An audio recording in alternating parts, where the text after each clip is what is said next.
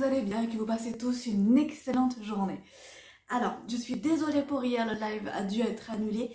J'avais beaucoup de choses à faire et j'avais pas le temps de tout faire. Donc, voilà, donc j'ai dû l'annuler, mais tout va bien. Je fais quand même cette vidéo du coup aujourd'hui pour aborder les points que je voulais aborder hier pendant le live. C'est-à-dire comment gérer son émotion lorsqu'on veut ouvrir sa médiumnité, parce que l'émotion fait énormément dans le cadre de la médiumnité, et pouvoir non pas les contrôler mais les accepter, les accueillir pour pouvoir mieux les gérer est vraiment important, voire primordial. Alors pourquoi?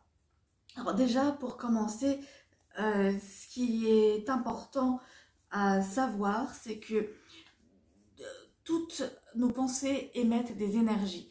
En termes cérébrales, il y a des actions des actions qui se font dans le cerveau à chaque pensée. Et plus nous avons des pensées positives, et plus nous attirons des choses positives à nous. Et c'est vraiment super important. D'ailleurs, c'est très bien expliqué dans les 5 accords Toltec, de différents livres qui existent sur les 5 accords Toltec. Tout est énergie, même nos pensées sont énergie. C'est-à-dire que si on veut se connecter à l'invisible en ayant des pensées négatives, on va attirer à nous des énergies négatives. Et c'est pour ça que la gestion, l'accueil de nos émotions, la gestion de nos émotions est hyper importante pour cela. Parce que sinon, en fait, nous risquons d'attirer à nous vraiment des énergies qui ne nous veulent pas du bien. Voilà. Alors, comment ça se passe concrètement? Et je répondrai après aux questions que j'ai reçues en message privé. Donc, merci aux personnes qui m'ont écrit. Je répondrai. Il y a beaucoup de réponses qui se sont en fait rejointes. Donc, en fait, j'ai organisé en 3 principales questions auxquelles je répondrai à la fin du coup. Donc, ici, comment ça se fait que nos pensées puissent attirer des choses négatives? Et bien, c'est tout simplement parce que, en fait, vous savez, quand on se connecte, on est en onde θ, comme j'en ai déjà parlé. Des ondes θ, c'est une onde qui est tout à fait naturelle, qui est émise par le cerveau au moment de l'endormissement et au moment du réveil. Alors excusez-moi, en même temps je joue avec mon chien parce que sinon elle va tout me manger. Donc voilà, là c'est le quart d'heure folie du petit chiot.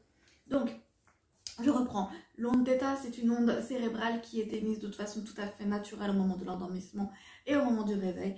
Aussi, par exemple, si vous si vous vous endormez devant la télévision, eh bien ici, au moment de l'endormissement, vous êtes en onde θ, et d'ailleurs, vous savez que vous êtes devant la télévision, vous savez que vous êtes dans votre lit, votre sofa ou peu importe, et de l'autre côté, vous êtes totalement ailleurs, vous vous sentez totalement partir. C'est les ondes aussi qui sont émises par le cerveau pendant l'hypnose.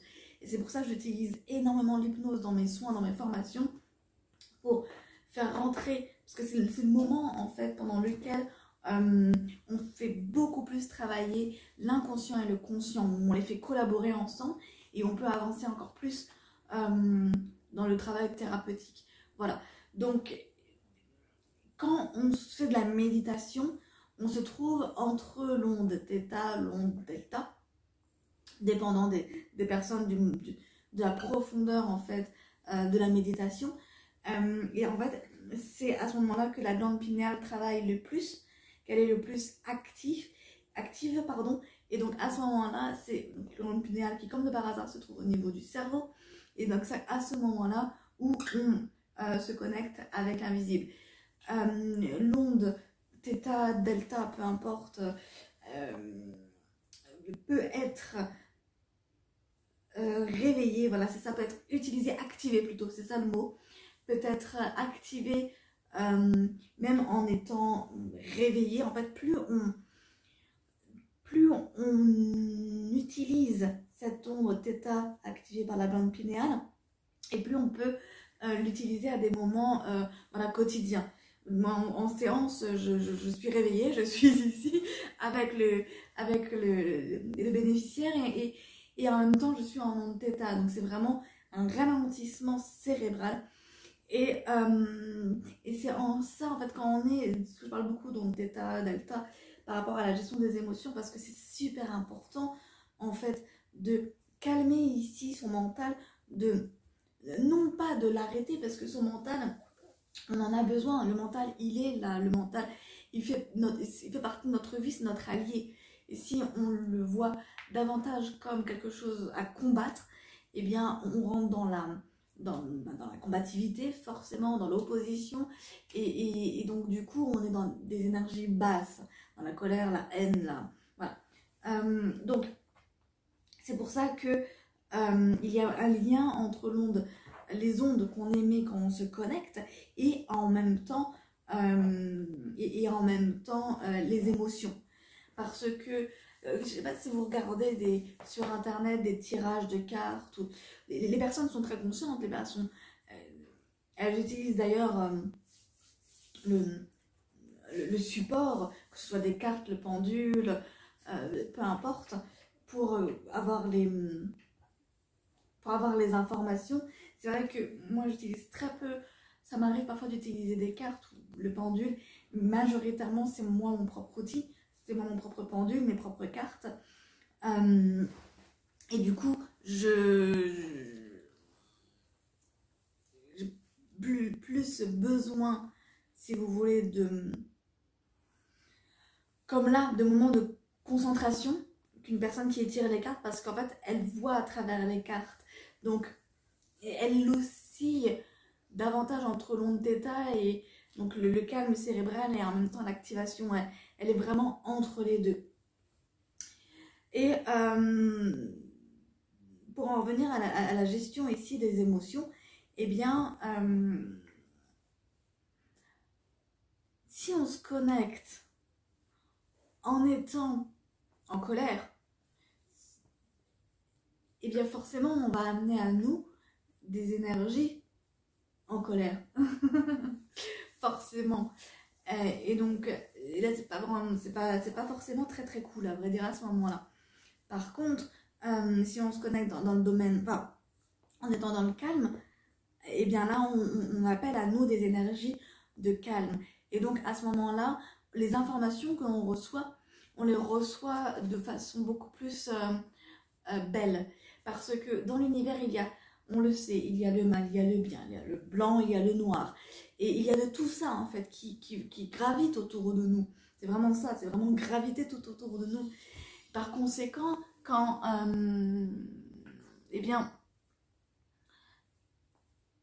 le but du jeu, c'est quand même d'avoir des bonnes énergies, parce que on peut, en fait, être dans la négativité en étant spirituel, comme on peut aussi voir les choses uniquement du côté positif. Par exemple, comme je dis beaucoup, je regarde beaucoup de tirages de cartes, même si j'en tire pas beaucoup moi-même, mais j'en regarde beaucoup parce que ça me permet de recevoir les messages à ce moment-là. Parfois des messages différents des personnes qui tirent les cartes. Je prends que ce qui moi m'intéresse. Et d'ailleurs, vous-même aussi, quand vous regardez des vidéos, que ce soit celle-ci et d'autres, quand vous lisez des choses, ne prenez que ce qui vous intéresse et uniquement ce qui vous intéresse et rien d'autre. Parce qu'il y a des choses qui vont vous parler, il y en a d'autres qui ne vont pas vous parler, parce qu'on est tous complètement, mais vraiment différents les uns des autres. Donc, pour en revenir à... quand on se connecte, le but c'est de pouvoir évoluer. Peu importe en fait la raison. Est-ce que vous voulez vous ouvrir à la médiumnité, à l'invisible pour vous-même, ou est-ce que c'est pour être au service d'autres personnes? Au service, c'est bien un grand mot, hein, dire, je suis au service, mais je pense quand même à moi. Hein. Si moi je vais pas bien, je pourrais pas aider les autres. Donc au service, c'est pas non plus être corps et âme disponible pour tout le monde et à tout moment, et en même temps s'oublier soi-même. Parce que là, vous serez loin d'être au service des autres. Mais vous serez plutôt un peu esclave des autres.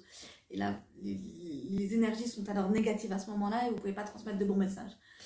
Pour vous donner un peu un exemple concret, un exemple vraiment concret. J'ai reçu il y a quelques jours une cliente ici qui avait fait du Theta Healing et qui, donc si elle se reconnaît, je passe le bonjour, elle fait des bisous. Et il y a quelques années de ça, et qui s'était connectée avec une âme dont elle était proche, voilà, et qui avait ressenti beaucoup de colère, elle avait vu des images vraiment violentes, voilà, ensanglantées, vraiment des choses super violentes. Et ça, elle l'avait eu en séance de Theta. Et ça, de mon point de vue, de ma façon de travailler, alors j'allais dire je ne le tolère pas, ça peut paraître un peu dur, mais pour autant, je refuse en fait plutôt.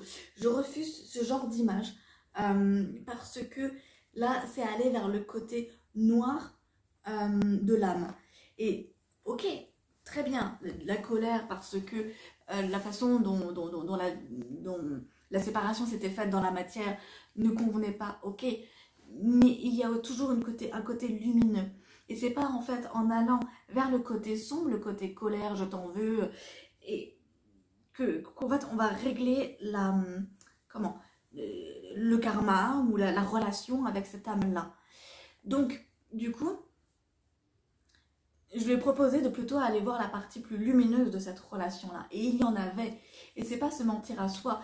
C'est la raison pour laquelle ce message était noir à ce moment-là, c'est qu'elle avait de la culpabilité de la façon dont la relation s'était terminée, sans rentrer dans les détails, c'est pas le but ici.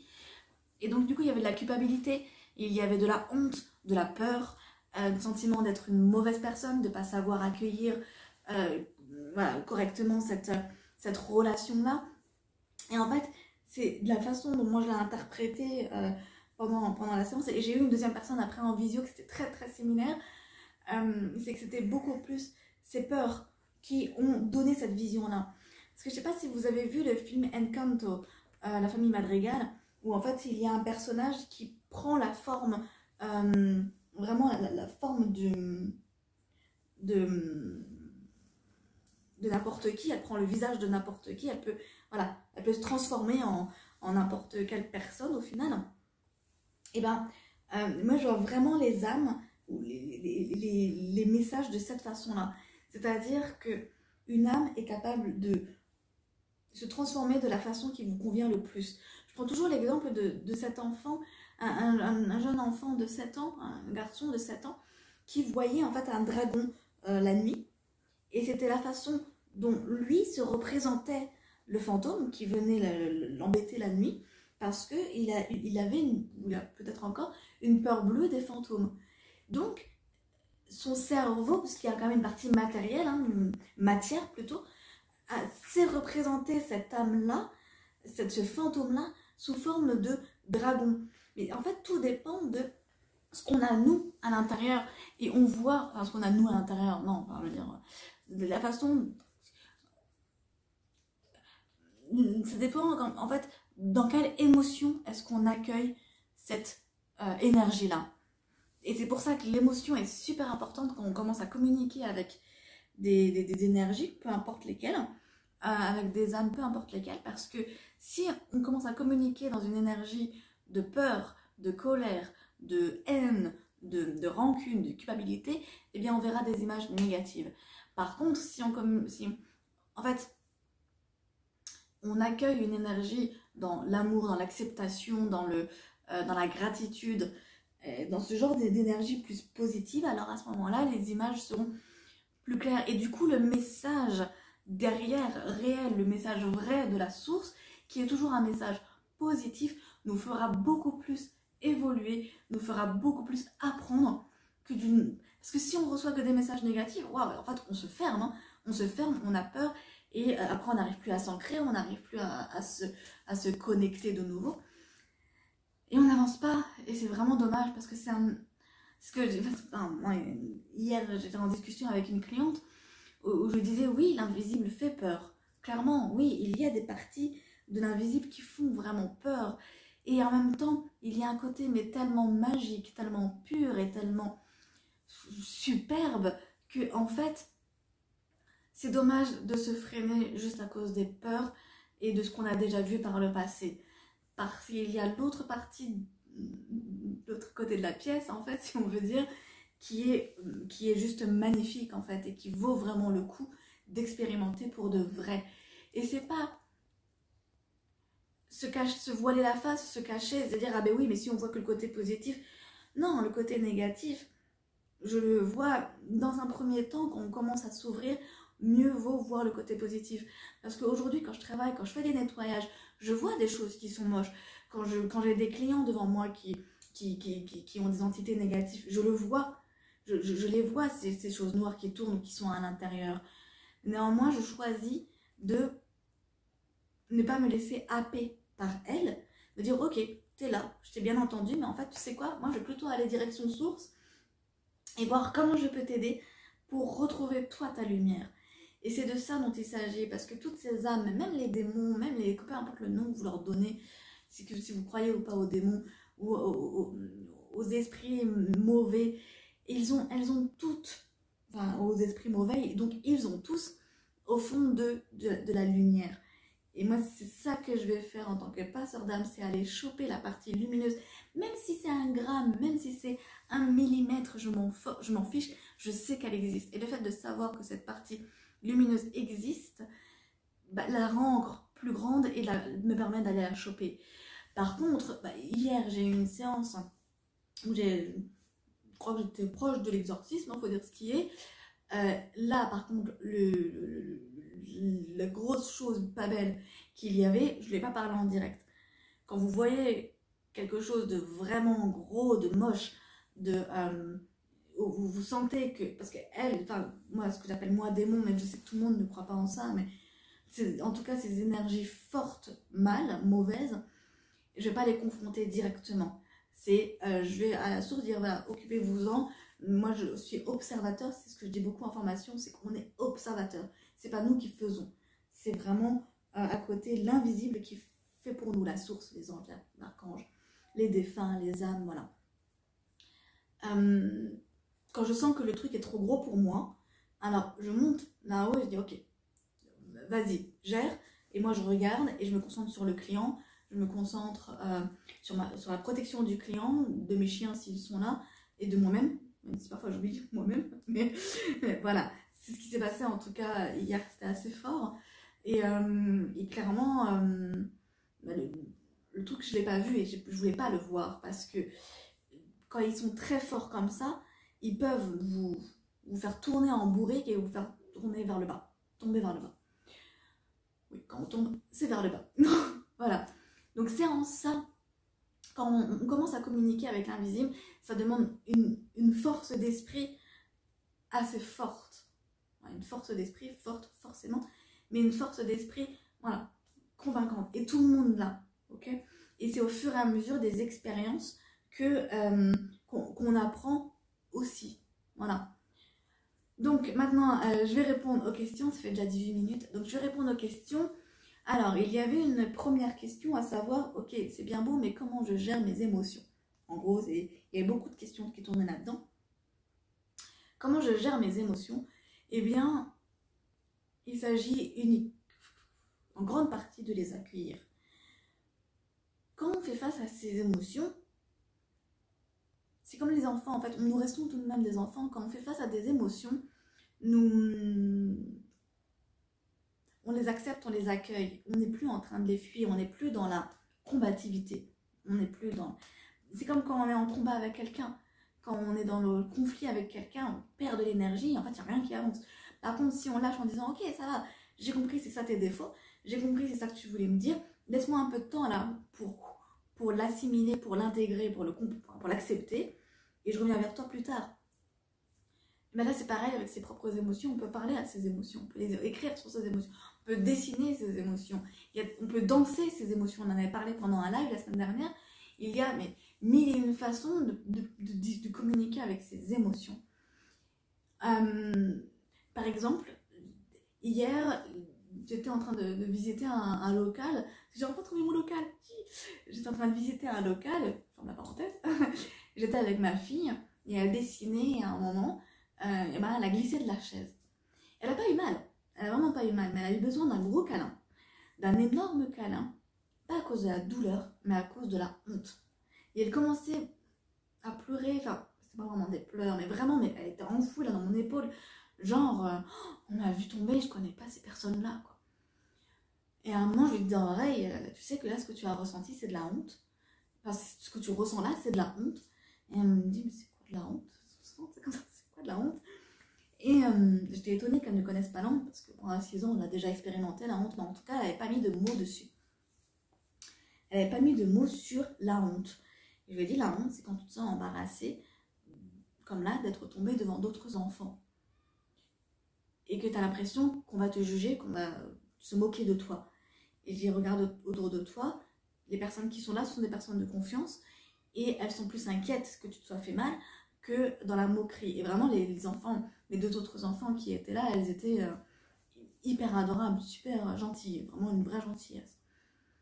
Et en fait, une fois qu'on a posé le mot honte, elle est sortie de mes bras et elle est partie jouer, mais comme si, mais ça a fait un déclic, comme si de rien n'était, quoi.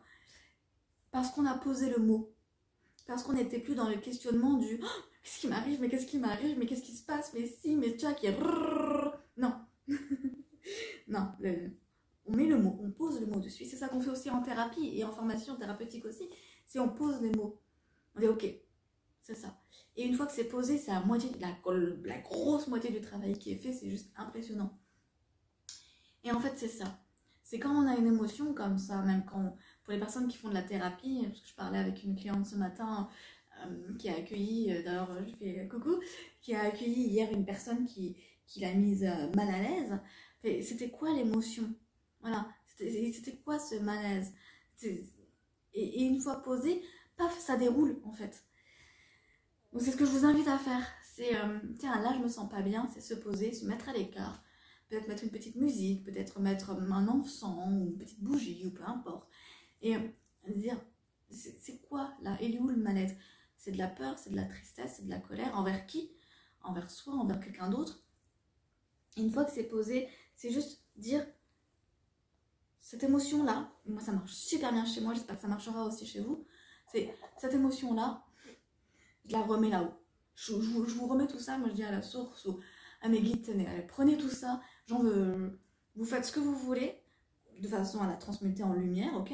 Vous la faites de la façon que vous voulez, mais je vous la transmets, je veux m'en libérer. Et ça marche surtout le soir, enfin chez moi je le fais beaucoup le soir. Après à voir chez chacun, ça peut être le matin, peu importe. Chacun a son mode d'emploi, ok? Et ça fonctionne mais super bien, quoi. Donc déjà, voilà. C'est ça que je vous invite à faire. Après, la deuxième question, c'est, ok, et qu'en est-il quand, j'ai beaucoup de clients comme ça, qu'en est-il quand j'ai super peur de voir mes émotions, parce que voir mes émotions, ce serait aussi voir ma part d'obscurité noire. Alors oui, c'est vrai que quand on rentre comme ça dans ses propres émotions, pardon, quand on rentre comme ça dans ses propres émotions, c'est vrai qu'on peut découvrir une partie de soi et qui n'est pas forcément jolie. Et d'ailleurs, les personnes qui ont du mal à aller à l'intérieur d'elles-mêmes, hein, parce que quand on parle d'émotion, on parle aussi de rentrer en soi, ce sont des personnes qui ont beaucoup de honte, mais et qui ont peur de découvrir une partie qu'elles essayent depuis très longtemps de cacher, parce que la société dit que c'est mieux qu'ainsi, l'éducation, la société, tout ça. Et néanmoins, ça demande beaucoup de courage, ça demande beaucoup de patience aussi, éventuellement, si on peut se le permettre, une thérapie aussi pour avancer pas par pas. Et garder surtout en tête que on a tous, en fait, tous une part d'obscurité, on a tous une part de lumière. Et aller voir cette part d'obscurité permet aussi de dire, ok, c'est comme nommer les émotions, ah ouais, ok, j'ai cette part-là, ok, très bien. Et comment maintenant je peux la transformer en quelque chose de positif? Vous savez, lundi, j'étais en formation employabilité avec des petits jeunes de 20 ans. Et ils m'ont dit, ouais, parler des qualités et des défauts, c'est super dur. Et comment je peux transformer mon défaut en qualité? Bien, c'est déjà, en fait, pourquoi pas commencer à les énumérer, à les écrire, faire un tableau qualité, faire un tableau défaut. Et on les écrit tous. Et s'obliger à mettre, parce que c'est facile de marquer nos défauts, hein, autant de défauts que de qualités. C'est-à-dire que si on arrive à se trouver 10 défauts, ce qui est hyper facile à trouver, ok, quand on a un manque de confiance, s'obliger à mettre de l'autre côté 10 qualités. Les regarder droit dans les yeux, entre guillemets, hein, sur ce tableau-là. Les regarder bien en face. Dire, ok, je suis comme ça, comme ça, comme ça. Et puis je suis comme ça, comme ça, comme ça. Maintenant, ces défauts-là, qu'est-ce que je peux faire pour les transformer en quelque chose de « Ah ouais, c'est cool ». Par exemple, l'exemple que j'avais donné lundi, c'est une personne qui parle beaucoup. Alors, tellement. Qui aime bien parler. Ben, j'ai trouvé des métiers qui correspondent à cette envie de vouloir beaucoup discuter. L'autre, c'était... Par exemple, le gros défaut que j'avais à l'époque, c'est que j'avais énormément de colère. Mais vraiment, mais tellement de colère. Et moi, dans ma communication, je pouvais être très méchante. Mais vraiment méchante. Parce que justement, j'avais cette colère et je la faisais passer par les mots. Et pour transformer ce gros défaut qui faisait du mal autour de moi, eh bien en fait, j'ai utilisé les mots, j'ai transformé beaucoup en thérapie énormément, je suis pro-thérapie, hein, je pense que vous l'avez compris, en thérapie mais aussi dans l'écriture de romans, de contes, je transforme en quelque chose de plus lumineux. Et plus j'ai écrit, plus j'écris, plus je parle en thérapie, et plus en fait j'arrive à transformer ce qui au départ était noir en quelque chose de lumineux. Donc voilà, de plus en plus. Et c'est un travail sur vraiment beaucoup de mois, d'années, surtout même sur toute une vie en fait, tout simplement, sur toute une vie. Voilà. En fait, oui, il y avait une troisième question, mais je l'ai mise dans les deux autres. Donc, j'ai dit tout ce que j'avais à dire ici. Dans tous les cas, il y a toujours possibilité de transformer quelque chose de négatif en positif. C'est ce que fait la source à tout moment. C'est quand on fait passer des âmes, c'est ce qu'on fait aussi. On transmute l'obscurité en lumière. Et c'est en fait ce qui est en train de se passer actuellement en termes planétaires, en termes terrestres. La Terre est en train de transmuter, de dégager le noir pour faire plus de place à la lumière. Et ce que je disais aussi à une cliente hier, le fait d'avoir vécu des moments difficiles de sa propre vie permet d'ouvrir des failles. Ces failles-là permettent de faire partir le noir et de laisser rentrer la lumière. Il n'y a pas de lumière à l'intérieur de nous sans faille. On a tous des cicatrices et ce sont ces cicatrices-là, quand on les transforme, on peut, à partir de ces cicatrices, on peut faire grandir le noir. Il y a certaines personnes qui font grandir le noir en elles avec ces cicatrices. C'est un choix et c'est aussi un combat, mais ça paraît négatif. C'est un choix de dire je transforme ces expériences en quelque chose de positif. Voilà, j'espère avoir répondu en tout cas à vos questions. N'hésitez pas, si vous avez des sujets, n'hésitez pas à me les transmettre en commentaire, en privé, comme là c'était le cas. Aussi, pour information, vendredi, je fais un live méditation pour la guérison du corps en l'honneur de la journée de la femme. Voilà, c'est le 4 février. Cette méditation, par contre, cette fois-ci, elle est payante parce que c'est plus un soin qu'une méditation. Donc, elle est payante, elle est à 9,90 € pour les personnes qui sont intéressées. Donc, c'est vendredi de 19 à 20h30. Pour les personnes qui sont intéressées, merci de me mettre un petit message. Je vous donnerai les coordonnées bancaires et surtout, je vous donnerai le lien de la méditation, parce que ce sera un lien Zoom que je mettrai à disposition pour pouvoir la faire en visio. Voilà. N'hésitez pas à mettre un petit pouce sur la vidéo, n'hésitez pas à mettre un petit commentaire, savoir si vous avez aimé ou pas, améliorer peut-être. Et en tout cas, en attendant, je vous fais de gros bisous. Je vous dis à très vite. Et alors, la semaine prochaine, je ferai une autre vidéo. Voilà. Bisous. Ciao, ciao.